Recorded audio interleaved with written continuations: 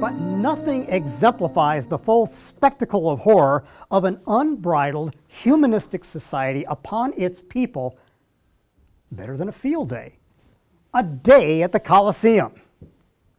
Now, keep in mind that the Colosseum could seat 85,000 people in just 15 minutes. That's some pretty awesome engineering work. Once seated, the morning kicks off with exotic animals, decorated dancers, entertainers, plays, circus acts, and parades. Real family fare.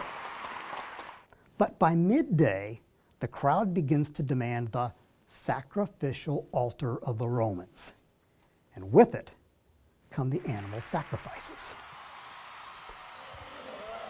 Titus had 5,000 killed in just the very first day of the Colosseum. Trajan held gladiator shows for 4 solid months. In those months, 10,000 animals were brutally slaughtered, not to mention the 10,000 people who were also butchered. Justinian noted, and Justinian is a historian, noted that human and animal blood would commingle to the extent that it would send an appalling stench over the entire city, all in the worship of Caesar. Gladiators would pronounce, and you've all heard this, "Hail Caesar, we who are about to die salute you." I think what most Americans don't realize is that is not a corps d'esprit motto or a macho slogan. It's part of a prayer. Because you see, to any self-respecting Roman, the Colosseum is not a sports arena. It's an altar of worship, keeping with the Stoic religion of the time, a religion obsessed and possessed with death. Sacrifices of humans in the name of the god Caesar and pantheon gods continued as long as Rome was pagan. Why? I think it's a very credible reason. You could say simply to ensure total allegiance through a demonstrated progression of terror. In 400 BC, for example, only foreign slaves and hardened criminals were used. By 68 AD, innocent Roman citizens were used. How could this be? It's easy. To the humanist mind, men, women, children are no different than animals. By the way, it was the universal satanic philosophy.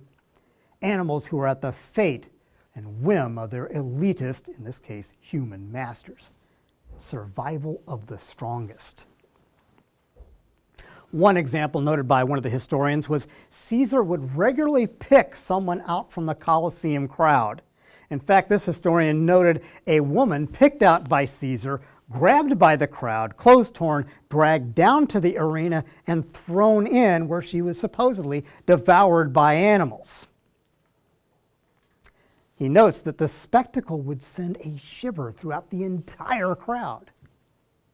I bet.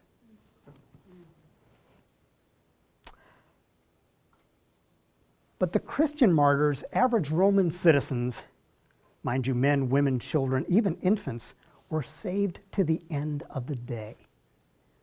Do you know why? What some of the historians have noted, though, is that their bravery and prayerful supplication, while being mauled and their remains eaten, was simply incomprehensible to the Roman mind. To give you an idea, this is what it was like.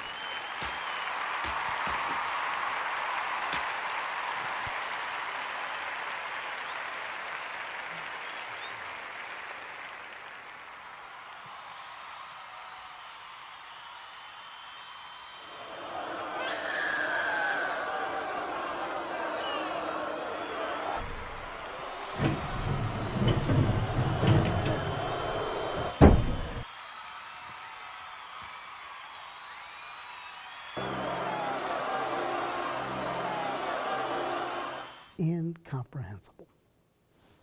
No doubt, in light of these realities of Rome, our founders knew of this verse from Revelation. To Pergamum, I know where you dwell, where Satan's throne is, and you hold fast my name. It did not deny my faith, even in the days of Antipas, my witness, my faithful one, who was killed among you, where Satan dwells. The so-called glory of Rome has its consequences: human sacrifice, tyranny through the worship of leaders, enslavement and execution of enemies, rejection of absolute moral limits, focused persecution of those who contributed most to a moral society. All took its inevitable toll. In 410, Alaric of the Visigoths entered Rome and burned and plundered it for several days.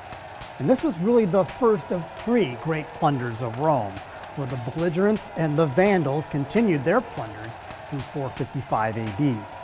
Indeed, the city that plundered the world was itself plundered.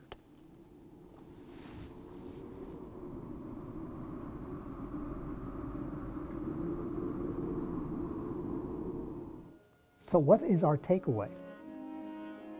Rome presented by the media is far from the Rome that our founding fathers knew. For our founders, the terror of Rome reflected the culmination of a fallen, unbridled human condition, a condition potentially found in every civilization. And the 5 metrics applied to Rome were universal barometers indicating health as well as a worthy predictor of what was eventually to come.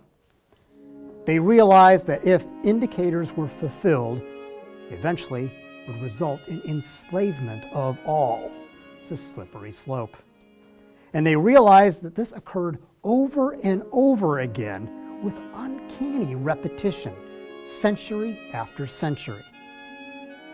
This perspective of depravity of man, especially in government, gave our founding fathers discernment over good and evil with laser accuracy.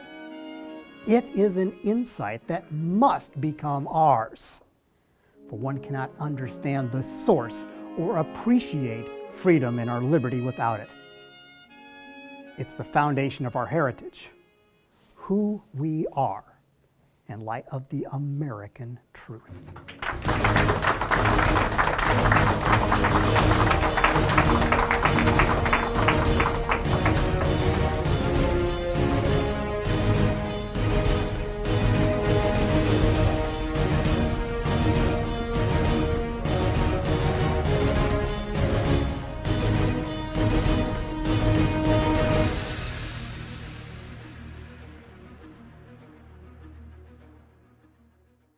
Next time on A Heritage Lost, the American truth. See, Americans have been shielded from the reality that pagan and humanist totalitarianism has been the norm of mankind for nearly the entirety of a civilized existence. Why? The seeds of corruption are within the very soul of men. Since no citizen, no ruler, no politician is exempt or above suspicion, how could such a deplorable fate be overcome? And yet, in 3 centuries from the fall of Rome, a small group would arise and build a new civilization upon its ashes. As the civilization is challenged from all sides from the old guard, the hope for all men and women culminates in a unique point in human history, in the fullness of time, with its tenets could be fully attempted among men. This is where we're going next, right here next week on A Heritage